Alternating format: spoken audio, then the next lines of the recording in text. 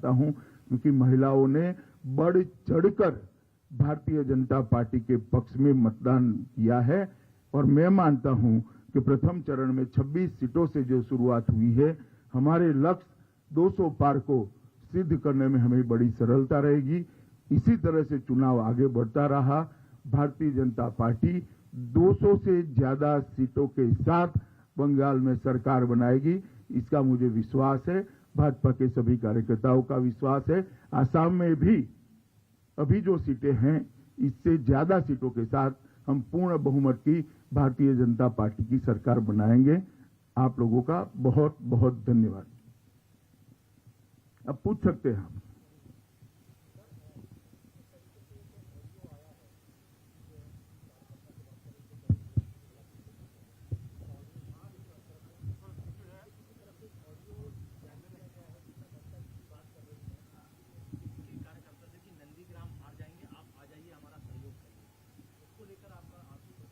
मेरी कोई प्रतिक्रिया नहीं हो सकती। हर एक को अधिकार है अपना समर्थन जुटाने का। ममता जी भी जुटा रही है, इसमें क्या है?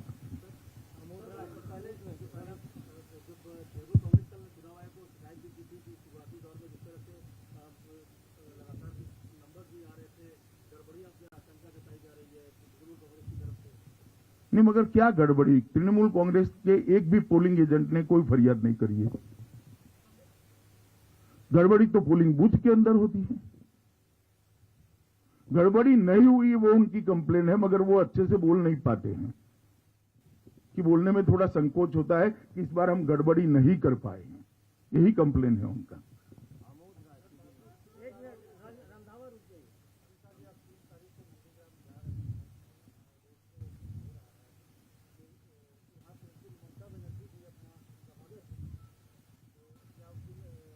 Nothing special. नंदीग्राम हमारे लिए एक सीट है। मैं नंदीग्राम के मतदाताओं को इतना ही कहना चाहता हूं कि बंगाल के अंदर परिवर्तन अगर करना है तो बंगाल की 200 सीटों ने परिवर्तन करना पड़ेगा। नंदीग्राम अकेला ही कर दे तो बंगाल के अंदर अपने आप परिवर्तन हो जाएगा। तो मेरी बंगाल के नंदीग्राम कॉन्स्टिट्यूएंसी के मतदाताओं को अपील है कि परिवर्तन तो आपके ही हाथ में है, आप अकेले ही कर दीजिए, परिवर्तन हो जाएगा। विकास भदौरिया जी। अमित भाई, अभी तो पहले चरण का मतदान हुआ है, ऐसे कौन से संकेत हैं जिनके आधार पर आप ये एनालिसिस कर सकते हैं कि ये जो 84% मतदान आपके पक्ष में हुआ है, और दूसरा यही मोमेंटम आगे भी 7 चरणों में बरकरार रहेगा? देखिए विकास जी, ये मैं तो चुनाव के पहले से कर रहा हूं कि 200 सीटें आएगी। आप लोग कई बार मेरी बात मानते नहीं है, मगर मैं बताता हूं 200 से ज्यादा सीटें आएगी, क्योंकि जब हम प्रचार में जाते हैं, जब संगठन के काम करने के लिए जाते हैं, बंगाल की जनता के जो उद्गार होते हैं, बंगाल की जनता की जो भावनाएं होती है, इनकी संवेदनाएं होती है, वो हमें स्पर्श करती हैं। और इससे मालूम पड़ता है कि बंगाल की जनता त्रस्त है। सभी वादे मां माटी मानुष के खोखले साबित हुए हैं और बंगाल के अंदर पूर्ण संपूर्ण परिवर्तन होने जा रहा है। Megha Prasad, Times Now. Sir, Amit sir, आप कल अहमदाबाद में थे। कुछ ऐसी रिपोर्ट्स आ रही हैं कि शरद पवार जी और प्रफुल्ल पटेल जी दोनों सब चीजें सार्वजनिक नहीं होती है। नवजोत रंधावा, रविंद्र सिंह, जी न्यूज। आरोप भी लगाते रही है कि टीएमसी बीजेपी कार्यकर्ताओं की हत्या करते रहे, हिंसा काफी हुई, और आप कई कार्यकर्ताओं से मुलाकात भी की उनके परिवार से।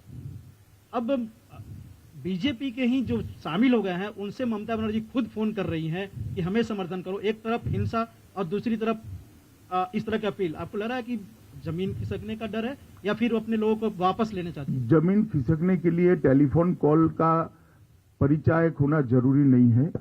जमीन खिसक चुकी है, जमीन जनता ने खिसकाई है। और फिर से एक बार मैं कहता हूं, 200 से ज्यादा सीटों के साथ भारतीय जनता पार्टी की वहां सरकार बनने जा रही है।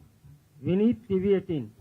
सर, जिस तरह से पीएम बंगाल गए थे, ममता बनर्जी का कहना है कि वहां जाकर के वो प्रचार कर रहे हैं। जब बांग्लादेश के एक एक्टर ममता बनर्जी के पक्ष में प्रचार कर रहे थे तो बीजेपी ने सवाल खड़े किए थे। अब पीएम के दौरे पर ममता बनर्जी सवाल खड़े। भाई वो तो खड़े करे, आप काहे को कर रहे हैं? कल पीएम ने कोई बात करी है वहां पर प्रचार की? कोई बात नहीं करी। प्रधानमंत्री का दौरा है, दो देशों के संबंध मजबूत करने के लिए दो देशों के सांस्कृतिक संबंधों को रिवाइव करने के लिए। वहां पर उन्होंने ना चुनाव की बात करी है, ना ममता दीदी को कुछ कहा है, ना भाजपा के लिए कुछ कहा है। नंदिता प्रतिदिन।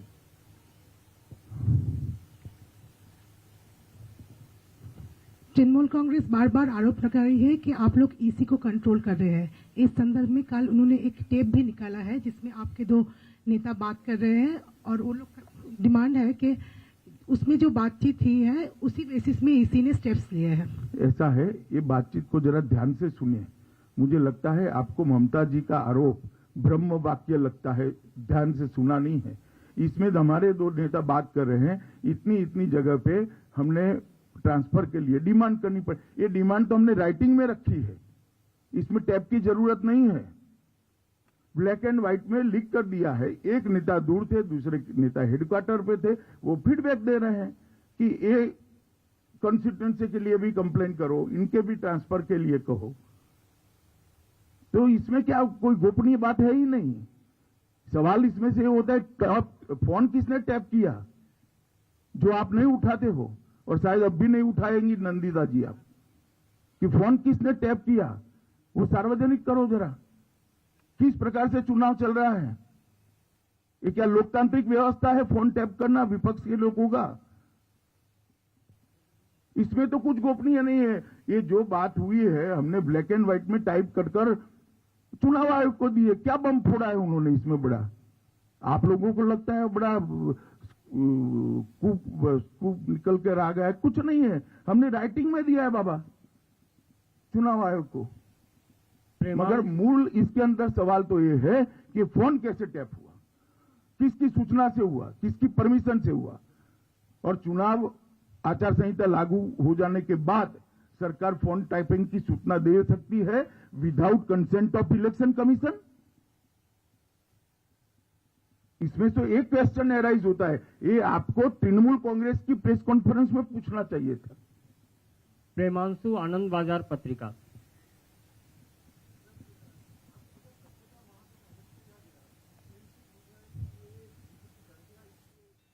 वहां चुनाव समाप्त हो चुका है, आपको इंफॉर्मेशन नहीं है। कल चुनाव पैक हो चुका है, कल तक चक्रधर महतो ओपन थे।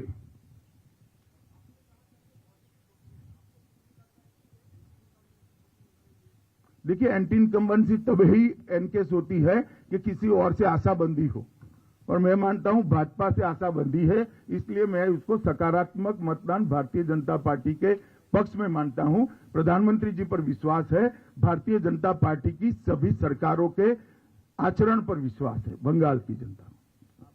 जी जरा माइक ले लीजिए। सर, जिन जगहों पर अभी चुनाव होना बाकी है वहां पंचायत चुनाव और लोकसभा चुनाव में देखा गया था कि हिंसा हुई थी, तो क्या लग रहा है इस बार पूरी तरह से बंगाल में हिंसा की खबरें सामने नहीं आएंगी? पहली बार ऐसा चुनाव होने जा रहा है पश्चिम बंगाल में। मैं तो आशा करता हूं नहीं आएगी और नहीं आना चाहिए। अगला sir, I am asking about Kerala. Kerala की सरकार ने अब ये जुडिशियल इंक्वायरी लॉन्च किया है सेंट्रल एजेंसी के खिलाफ। इसके अलावा वो क्या कर सकते हैं फेस सेविंग के लिए? गोल्ड स्कैम में उनके प्रिंसिपल सेक्रेटरी पकड़े जाने के बाद उनके पास और कोई चारा ही नहीं है। तो बहुत नेचुरल रिएक्शन है, मुझे इसमें आश्चर्य नहीं हो रहा है। ये फेस सेविंग की